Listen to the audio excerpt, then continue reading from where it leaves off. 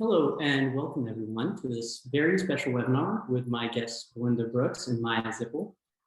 My name is Vanu Shandilia. I'll be your host today as well as the moderator for this fireside chat. That's going to be the format of our conversation today, a little more informal and open-ended. Our topic, of course, is how to lead all-star customer success teams. So I'm grateful to have two amazing leaders from ON24 and WalkMe joining me for this discussion. Our agenda today is what you see before you, fairly straightforward. So as I mentioned, I'm Vanu Shandilia. I'm a CSM here at Totango, but more importantly, I have with me Belinda and Maya. So if you could please introduce yourselves and your organizations. Belinda, how about you first? Yeah, hi there, Vanu. Thanks for setting this up. And Maya, it's great to see you. Haven't seen you properly in a long time, so it's great to see you. So yes, I'm Director of Customer Success for EMEA at ON24. And for those of you that don't know ON24, basically we're a digital experience platform. So that's the way we refer to our sort of like integrated set of solutions that we have for our customers. And really the focus is to make it easy for our customers to create, to scale, and to also personalize engagement. That results in them being able to see measurable business growth as well. So just a little bit more about us. We have three core components within the platform. And so those components are ON24 experiences. So it's our portfolio of webinar, virtual event and multimedia content experience products. Then also data and analytics. That's powered by ON24 Intelligence, which is really key. That gives our customers the real actionable data that they need. And then lastly, ON24 Connect, and that's our ecosystem of integrations, enabling our customers to integrate with their marketing automation platform or their CRM, etc. We work across every major industry, and there has been some amazing results across those industries as well, from technology through to financial services. I mean, we cover everything, basically, all of those industries. They have some really great new and emerging user cases, and really for our customers, they only seem to be limited by their imagination in terms of how they use us, because everything is there. And they've seen some great results as well.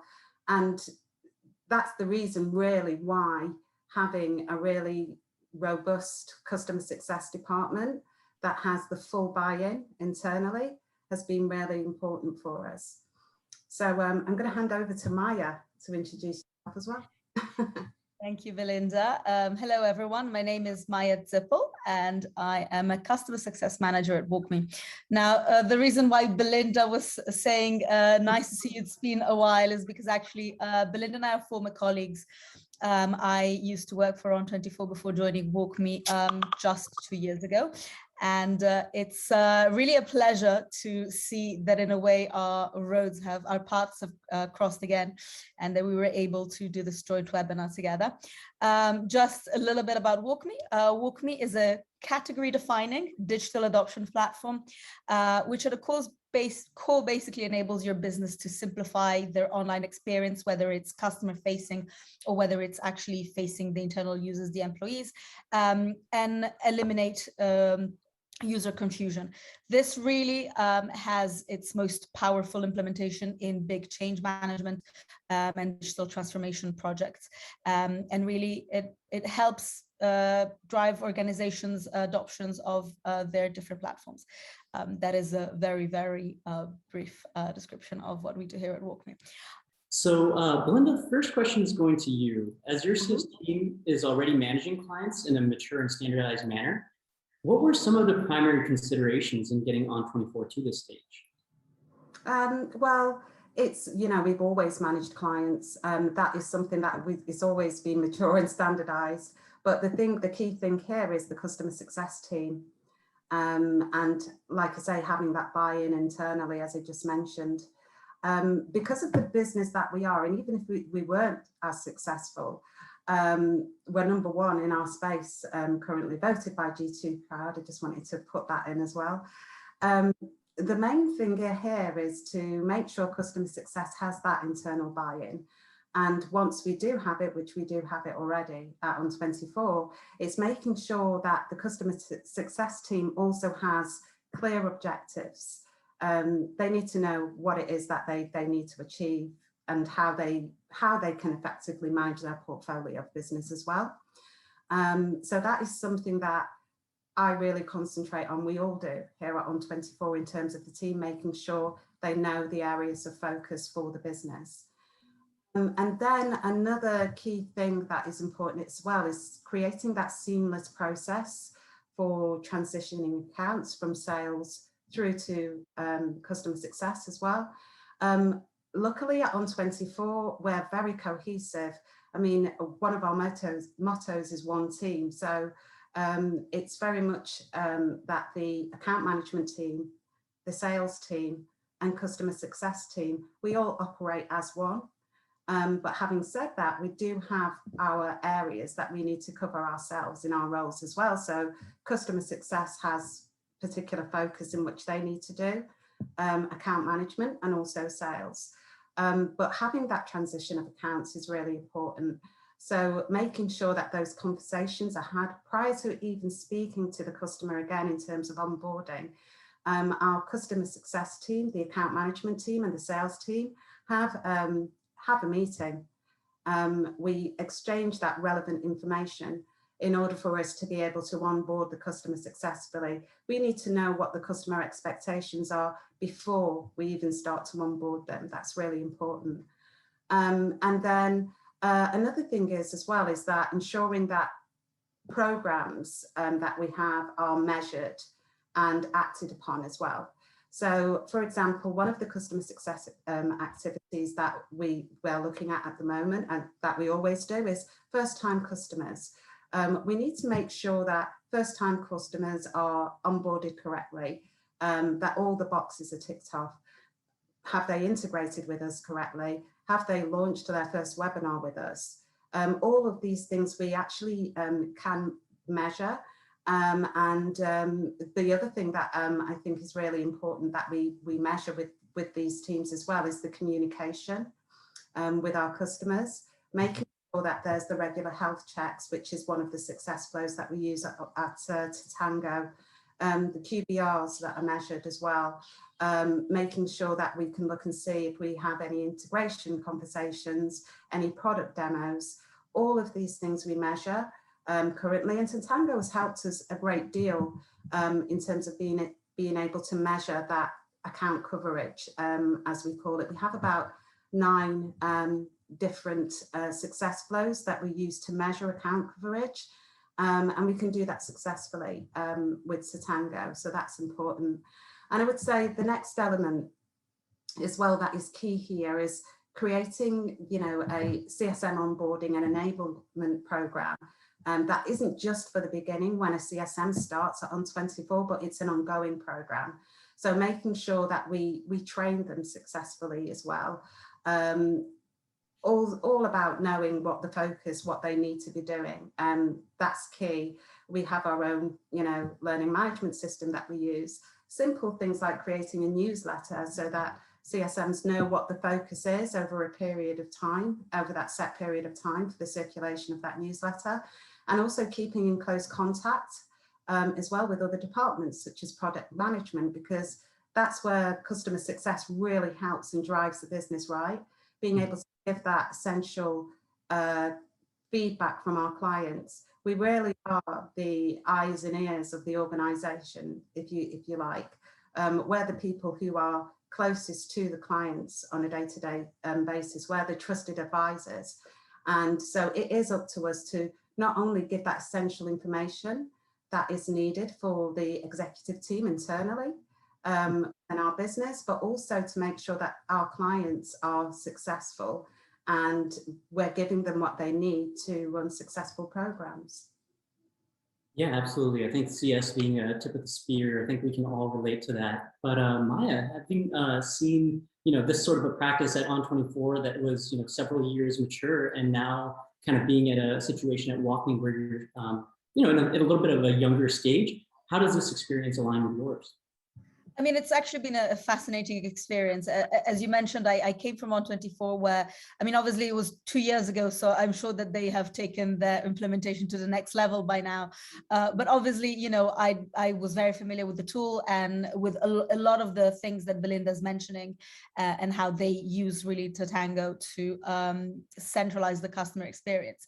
Now, the experience that I had at WalkMe was very different in many ways because I was actually part of the implementation team. So as we started talking about deploying Totango, I heard about it through the grapevine, and I basically got in touch with my colleagues, and I was like, I've used Totango for a couple of years, and I'd love to get a part in the game. I actually wanted to give a very quick shout out to my colleagues Sapana and Brian, who have shown up today to support me, because actually they have been the driving force behind everything. And I think that the central part here is really that we use a kind of crawl, walk and run type of approach. Now, when you do a new software implementation, you have to strike a balance between being quick and dirty, get something out as quickly as possible, make sure that people start seeing value from it, whilst at the same time presenting a fully baked product that is going to work as a well-oiled machine. So I think that I was able to bring some of my experience from working at ON24 and obviously looking at things that Belinda's mentioned, onboarding, account transitions, and really focus a little bit and think about, if I had to pick one thing that I would like to use to improve the customer experience, which one would that be? We actually picked the EBR process, so the cadence of the EBRs, as our centralized way to start this.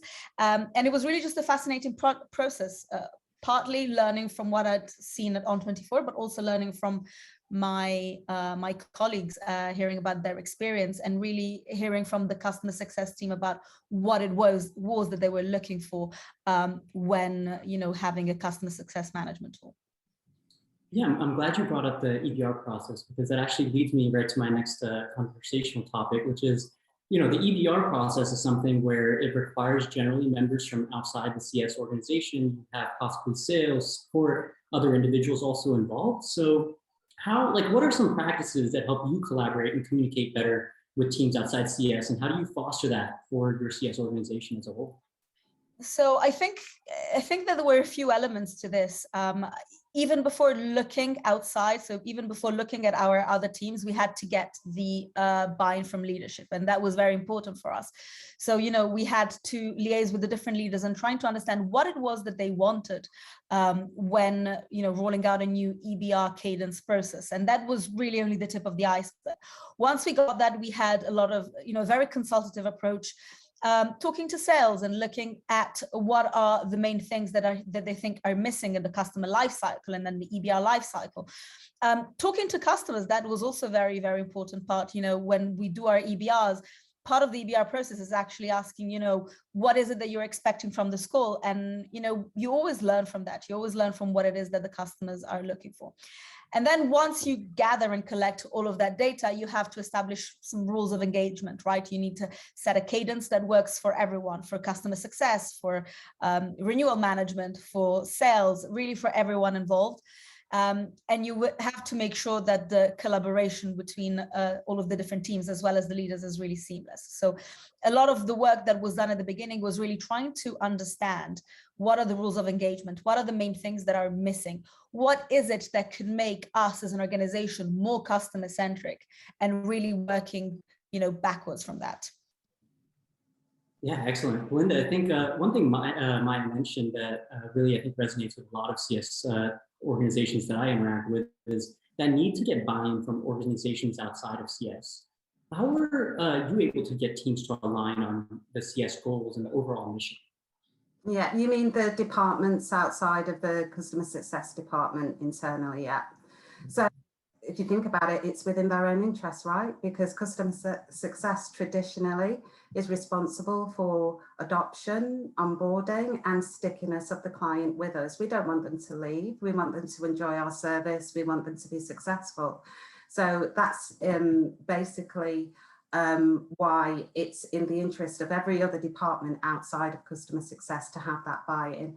Unfortunately, we have a really, really strong CS leadership team, And it's up to the CS leaders, including myself as well, but even, you know, the higher leaders, the exec team, to provide the thought leadership in this space within the organisation, so they can see the benefit of having customer success within an operation. Unfortunately, as I said, I'm speaking from a place of success internally, because at ON24 we've already reached that. But the key thing is expressing the clear goals of the customer success organisation and how it benefits the business as a whole, and the impact it would have as well on the business, that being financially, operationally, and in overall company morale as well, in terms of what we do. So it's key as well to demonstrate how customer success can help effectively manage escalations and issues down the line, etc. If there wasn't a customer success team, I mean, honestly, I mean, it would be like, do sales do it? Do account management do it? Do the product team do it? It needs to be a team that is a trusted advisor to the client, who has been instrumental in knowing what their strategy is, to be able, so that a client can actually, you know, escalate to us if there's an issue or down the line, you know, and it helps with retention and the overall growth of the business. That's what customer success, I see as being, that's the key and essential element of it. In terms of metrics as well, that's really helpful for a customization, for an organization as a whole, I should say. I mentioned it earlier before, but looking at things like first-time customers versus established customers. Obviously, with our first-time customers, it's the first experience that they're having of ON24, okay? So it's really essential that their onboarding, their experience, their ability to use the platform and to see the benefit of it in terms of return on investment.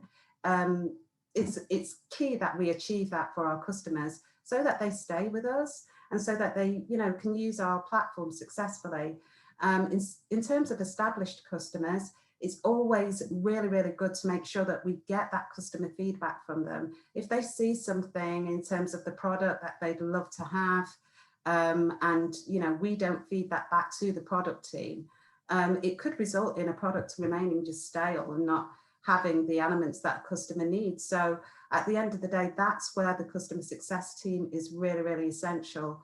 For example, there's something that we have on our platform now, which is something that is going to be new to you, Maya, but it's breakout rooms, you know, and also we've always operated in terms of hybrid as a platform anyway, but we have an even more streamlined hybrid solution for our customers.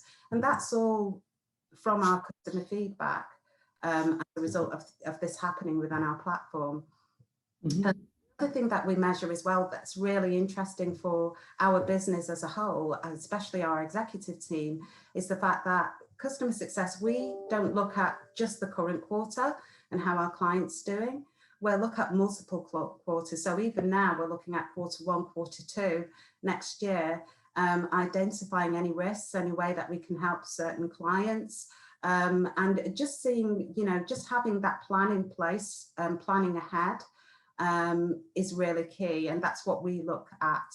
And also, you know, we look at certain elements as well in terms of measurement, integrations, feature functionality adoption, and just the overall engagement within our platform is really, really key for us to measure. We have a whole account coverage platform engagement process, as you know by now, because I showed this to you before, where we use success blocks, we have the scorecards, so we can actually see the adoption over a period of time with our customers, how, you know, how much we're engaging with them. Which is, yeah, what really I think hit home for me there is the concept of being a trusted advisor, because that's the only way that you can really get ahead of things. Otherwise, you're always going to be kind of in that wait and chase kind of mode. So let me turn that back to you on the topic of being more proactive and reactive. How is that something that you institute within an organization? What are some foundational steps we need to take? Yeah, it's actually funny that you mentioned the being a trusted advisor, because, you know, we're all CSMs here, and we know that being a trusted advisor in a way is the holy grail of a great customer success manager. The thing is, I can tell you that I'm your trusted advisor, but I first need to get your trust, right? It's a very much a matter of show, don't tell me, right? I'm going to come to you and say I'm your trusted advisor, and you're going to tell me says who. And I think that brings back what I said before, which is the customer centricity. Customer centricity really requires a sort of shift in mentality and in mindset. And what that means is really that you have to make the system work for you, not the other way around, right? You don't have to work for the system. So actually what we did at WalkMe to foster this mentality of being, you know, more proactive rather than reactive is we created something which we call the customer 360 view. Now, a customer 360 view is a very fancy way of saying that we are aggregating different types of data and surfacing them at the right time. Because again, you know, I think the past 10 years in the world of high tech have all been about data, data, data. Everyone talks about it and no one knows what it is or how to use it. And I think that what we really wanted to do was to shift that and, you know, not just have data for the sake of it and not really just start churning out a number of stats and, you know, factoids that are a little bit pointless to the customer, but really actually put them into context. And this is how you position yourself as a trusted advisor. Now, the thing is, once you have this customer 360 view, once you have this data, you also have to surface it to the customer success manager at the right time. So Belinda was talking about scorecards before. I mean, we use scorecards as well. And the idea is, you know, I shouldn't have to find out, for example, that my customer has X amount of support tickets open, right? I should have something alerting me, hey, customer X is actually having a lot of issues because they have a lot of tickets open. I think a few months back, I had a very life-changing comment from a customer, which is, Maya, we love going on calls with you. And, you know, you suggest a lot of things and we always come out of the calls empowered and with a lot of ideas, but where we actually get stuck is implementing them, right? So the shift from reactivity to proactivity is really getting yourself as a customer success manager, but also the customer out of that rut of getting a lot of ideas, but not being able to implement them. And obviously you have to have a system that allows you to support that sort of structure. Yeah, no, great points. I think we can all agree on adopting some of those best practices. So, you know, once you have these measures agreed upon and theoretically maybe in place, Belinda, how do you gauge the team performance towards actually accomplishing those objectives by the CSMs? Yeah, well, it's all to do with a mindset as well. So it's making sure that we've got the proper behaviours within the team to actually do the work necessary. So it's having that right team in place. That's really, really important. Also as well, once the team already knows what their goals and objectives are and their focus is, making sure they have the right tool in place to help them to do their job.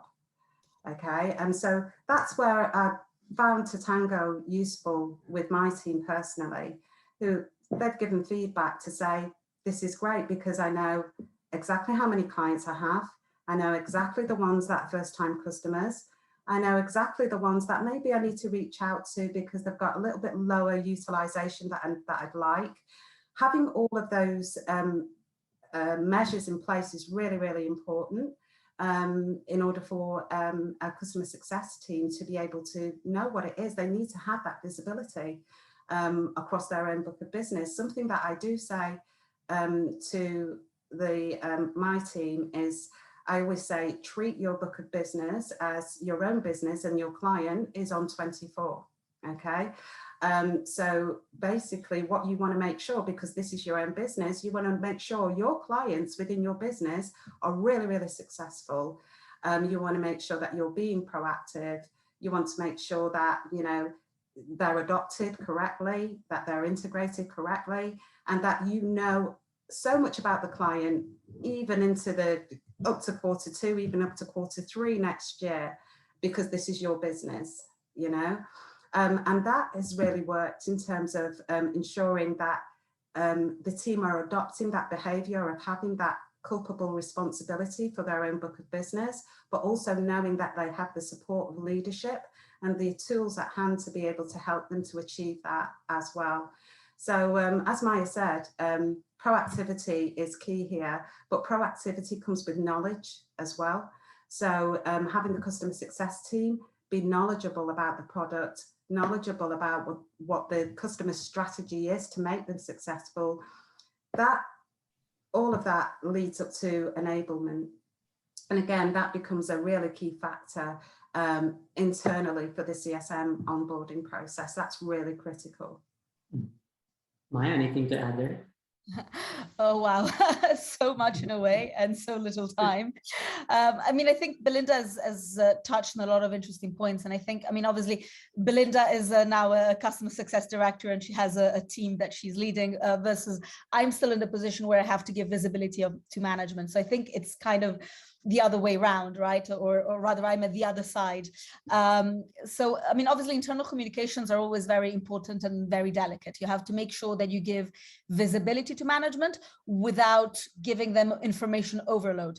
And again, it's a very fine balance. You know, if I'm going to go to my manager and tell my manager where my customer sends his kids to school, she's going to tell me I'm not really interested. So I need to be able to filter that sort of information and also have a visual that doesn't require me to, I don't know, prepare PowerPoints and so on and so forth. Now, we have actually given our management a visibility, again, over the scorecards and define together which are the ones that are the most important. So we actually had something that I was kind of very much looking forward to speak about when we talked about the customer 360, and that is something which we called the adoption score. Now, obviously, every company uses a different metric or a different definition. At the core of the adoption form, the adoption score, apologies, what we have is really a series of data and of points that indicate whether a customer is very likely to churn or very unlikely to churn. And again, churn shouldn't be the ultimate objective. Customer satisfaction should be the ultimate objective because that leads to avoiding churn, right? If my mentality is I want to avoid churn, I'm already coming to the game with the wrong mentality, with the wrong mindset. My mentality is always about how can I make my customer experience better? But what the adoption score does is it tells me what doesn't make the customer's experience better. So we've actually used scorecards in Totango. We had a great pilot in actually specifically with the EMEA team, in which we basically had in our one-to-ones with our manager a discussion about the adoption score every week, looking at how the scorecard was surfacing the adoption score in Totango. And really by doing this, we were able to have a much more focused approach and say, okay, all of my customers are happy, but I can see a lot of weaknesses with customer A, B, and C. Let me tackle those. Let me look at the adoption score and go on calls that actually are very, very targeted and allow me to advise them on how to get out of this adoption score rut. So again, I think it's a matter of making the system work for you. That's pretty much what I was saying before. But that also allows management to track things over time, right? And it allows my manager to tell me, Maya, great, I can see that your adoption score has gone up for most of your accounts, and actually your churn rate has gone down, right? So these things become measurable. These things give visibility to management without giving them that information overload that was talking about before, that is always a pitfall of internal communication. Perfect. And just as we run out of time here, I wanted to just close with a few key takeaways from our conversation today.